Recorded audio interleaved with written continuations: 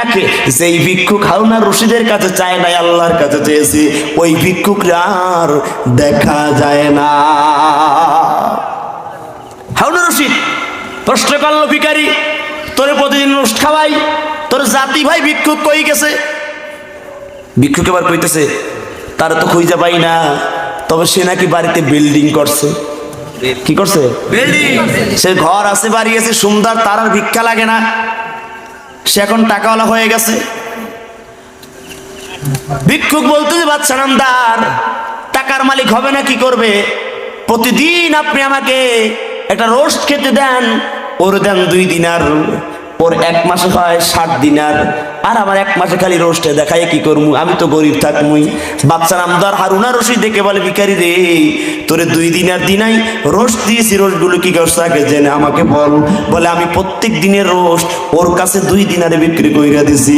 হারুন আর রশিদ বলে, ও বোকা, প্রতিদিন তোরে যে রোস্টটা খাওয়াইতাম, ওই রোস্টের ভিতরে আমার বাবুর্চিরে বলেছিলাম, বাবুর্চি আমার এক দরবার থেকে স্বর্ণের একটা দিনার ওই রোস্টের ভিতরে প্রতিদিন ঢুকাইয়া দিবি। তুমি পারো করতে মোচন অভাব দুঃখী লোকের, তুমি পরম মুক্তি দাতা মালিকে জগতে, তোমার কাছে চাই যে পানা আমরা প্রতিদিন, তোমার দয়াই পূর্ণ আমার সারানিশি দিন। জোরে কান মারহাবা। ইয়া আইয়ুহান নাস আনতুমুল ফুকারাউ ইলাল্লাহ ওয়াল্লাহু হুয়াল গনিয়্যুল হামিদ।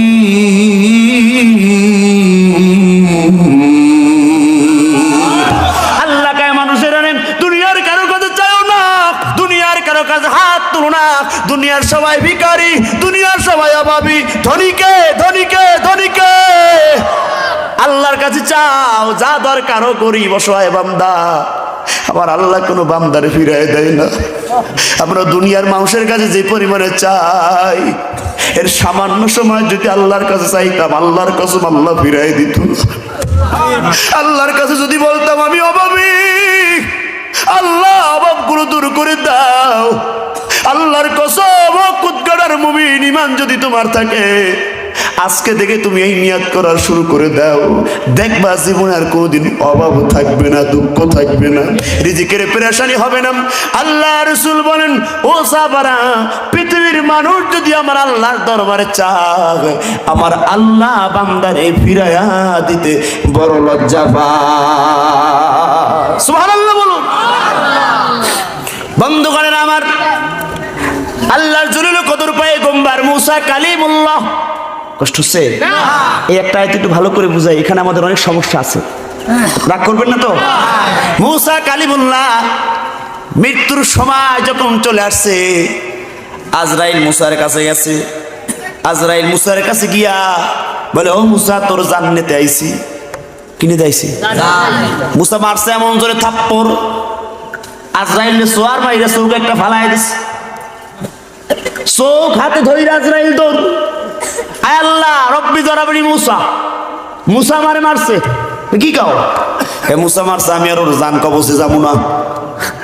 রাগী নবীর জান কবজ করতে আমারে পাঠাইছো, আর কি লোক সয়ে দেখলা না? আল্লাহ কা আবার যাও, কয় খবরদার আমি আর যাইতাম না, আর চোখ যেটা আছে ওইটাও কি ফালাইতে যাবো নাকি? আল্লাহ কা, এ আজরাইল কেন মারছে? কাই বলছি জান কবজ করতে, ও উল্টা মার থাপ্পড় মাইরে চোখ ফালাই দিয়েছে। আল্লাহ আমাকে না পাঠায় আপনি জিব্রাইল রে পাঠান, কারণ জিব্রাইল সব নবীর কাছে ওই নিয়ে গেছে, ওর কাছে একটা ভালো বন্ধুত্বের সম্পর্ক আছে না নাই? জিব্রাইল গিয়েছে, মুসারে জিব্রাইল কয়, ও ভাই মুসা, আপনি আজরাইলে মাইরা চোখ ফালাই দিয়েছেন, কামটা ভালো করলেন না। আজরাইলের চোখ পড়ে গেছে শুনে মুসা চোখ কপাল উঠে কয়, হায় হায়, আমি আজরাইল আবার মারলাম কখন? মানে আমার কাছে এক লোক আসছে জান নিতে চায়, এইদিকে ফেরাও না আমার দাবরায়, হামান বেদা বুদ্ধির কামান টাকল আমার দাবরায়। এত ধাবরানি খাইতে খাইতে সবাই কয়ে গেলে জান্নেমু খতম করুম, হত্যা করুম, জেল দেবো, জুলুম দেবো, মামলা দেবো, হামলা দেবো। যুগে যুগে নারী ফেরাউন, পুরুষ ফেরাউন, কথা কয় না, কথা কয় না, আছে না নাই? এই ফেরাউনের যা অস্থির হইয়া আমি অতিষ্ঠ হয়ে আছি।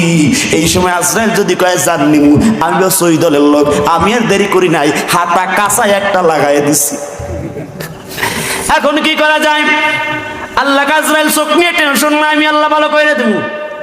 মুসারে মরণকাল চলে আসছে, জিব্রাইলকে আবার আজরাইল আসবে জান কবজের জন্য ভয় পায়। ভয় নাই, আইতে দাও। তবে আসার আগে আমার একটা কথা আল্লাহর দরবারে আছে। কি আছে? কি কথা? আমি বলি দেই। জিব্রাইল আজরাইল কয়, জিব্রাইল রে মুসা কয়, ও জিব্রাইল তুমি যদি বলতে পারো তাহলে আমার আর বলার দরকার কি? তুমি বললে হবে না, সরাসরি সম্পর্ক রবের সাথে আমার জোড়ায় দাও। আল্লাহর নবী মুসা বললেন, আল্লাহ আপনার দরবার আর ঝোলো, আমি মুসা পয়গম্বর বিগত কতদিন নবুয়তের দায়িত্ব পালন করেছি, বছরকে বছর। মনিবীরে আমি মুসা জমিন থেকে চিরদিনের বিদায় হয়ে যাব। আমার বনি ইসরাইল উম্মতদেরকে আপনি মান্না সালোয়া খাওয়াইছেন, জান্নাতি খাওয়া। আমি বিদায় হওয়ার পরে আমার এই উম্মতেরা কি খাবে? কত চিন্তা নবীর। আরামগুনে তারা নিজের পেট খায়া খায়া এমন বড় বানাইছে, কোলাকুলি করলে বুক মিলে না, পেট আগে দৌড়ায়। আমগুনে তারা তেল না দিয়া খাটের তলায় বালিশ বানায় বানায় সয়াবিন তেল রাখছে। কথা বলে বিগত জীবনে পান নাই, বাজানের বইছে না। তবে যে অপরাধী তার অপরাধী বলা লাগবে, সবাই কিন্তু অপরাধী নয়। আর সবাই যদি অপরাধী হইতো সমাজে আমরা টিকতে পারতাম না। যেই দলে ভালো আছে সেই দলে মন্দ আছে না নাই? একজন মন্দ হওয়ার কারণে সবাই আমরা খারাপ বলতে পারি? কেউ বাধ্য, কেউ কি বাধ্য, কিন্তু অটোমেটিকলি আগের জীবনে অনেকে বাধ্য হয়েছে, কিছু না করতে চাইলেও করা লাগবে। মন চায় না, শরীর চায় না, নিজে একেবারেই চায় না, কিন্তু হাজারো বিরোধী হওয়ার পরও ওই জায়গায় যাওয়া লাগবে। না জানলে ইমামতি থাকবে না, চাকরি থাকবে না, কথা কয় না, নেতাগিরি থাকবে না, এরকম আছে না, আছে না, আছে না? এই জন্য বাংলাদেশের অনেক ইমামও দেখবেন ওই যাত্রা প্যান্ডেলের উদ্বোধনে দোয়া করছে, মূর্তি বানানোর উদ্বোধনে দোয়া করছে, ও বাধ্য হয়ে গেছে দোয়া করতে। কথা কন না কেন? কষ্ট হচ্ছে আপনাদের? মুসানবী কাল্লা আমার আপনার দরবার আর তোমার উম্মতেরা আমি নবী মরার পরে কি খাবি? আল্লাহ কয় মুসরি রিজিকের মালিক আমি, রিজিকের মালিক তুমি না। এইটা যদি তোমার চিন্তা হয়, মুসা তোমার হাতে কি বলে? লাঠি মারো, আঘাত দাও, বাড়ি। সুবহানাল্লাহ কান। কিসের উপর বাড়ি মারছো? বলে মাটির উপরে। কি বের হয়েছে? বলে পানি। আবার দাও বাড়ি। কি বের হয়েছে? বলে হাজার পাথর। আল্লাহ কয় মুসা বের হয়েছে কি? বলে পাথর। বলে আবার দাও বাড়ি। কি বের হয়েছে? বলে আল্লাহ পাথরের টুকরাটা ফেটে সুন্দর একটা পোকা বের হয়েছে, যেই পোকার মুখে একটা ঘাস আছে, যার অর্ধেক সে চিবায়া মুখের ভিতরে খেয়েছে, বাকি অর্ধেক এখনো খেতে পারে নাই, এখনো চিবা।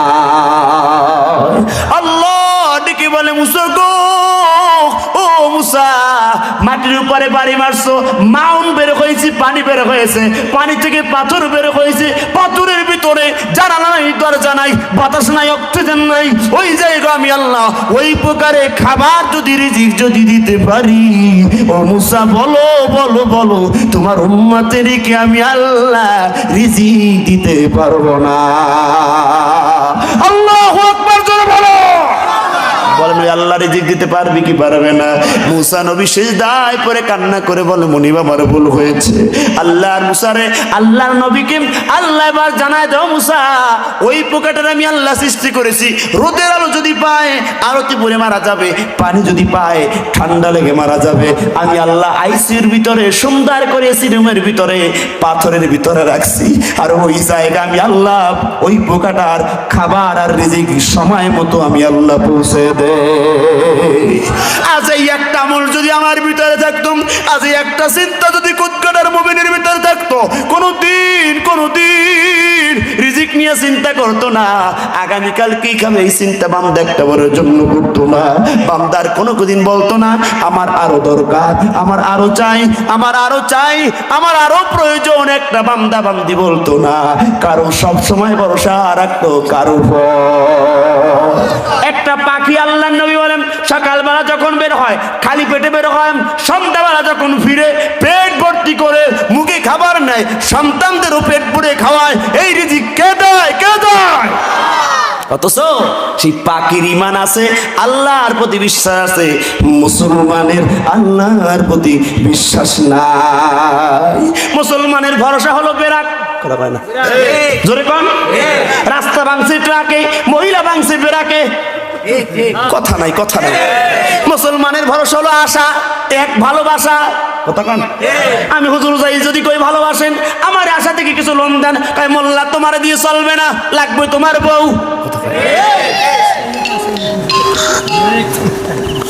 কষ্ট হচ্ছে আপনাদের? দিকে দিয়ে আসেন, রাগ করছেন না তো?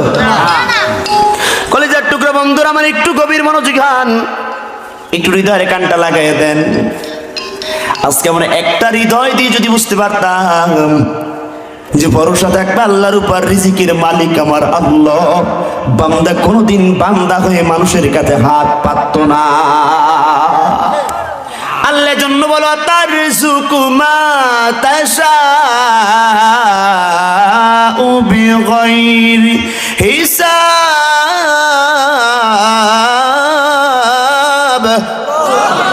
আমি আল্লাহ যার চাই বিনা হিসাবে বিনা দ্বিধায় আমি রিজিকের অজস্র ধারা দান করে দে।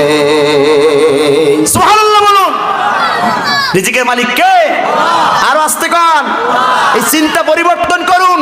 আল্লাহ যেহেতু জন্ম নিয়েছেন, আল্লাহ যেহেতু পৃথিবীতে বানাইছেন, রিজিক আল্লাহ দিবেন। পৃথিবীর কোন বান্দা, পৃথিবীর কোন মানুষ তোমার রিজিক বন্ধ করতে পারবে না, ঠিক কিনা জোরে বলো। যখন মায়ের পেটে ছিলেন কে খাওয়াইছে? জোরে জোরে জোরে জোরে। আরে পৃথিবীর কোন ডাক্তার খাবার দিতে পারে নাই, মাও খাবার পৌঁছাতে পারে নাই, বাবাও খাবার পৌঁছাতে পারে নাই। আল্লাহ কাই বনিয়াদম ওই জায়গা আমি আল্লাহ রিজিক পৌঁছাইছি, একটা বার মনে বুঝাও, ওই জায়গা যদি আমার আল্লাহ খাবার না পৌঁছাইতেন আমি নাই দুনিয়া আসতাম না। জন্ম হওয়ার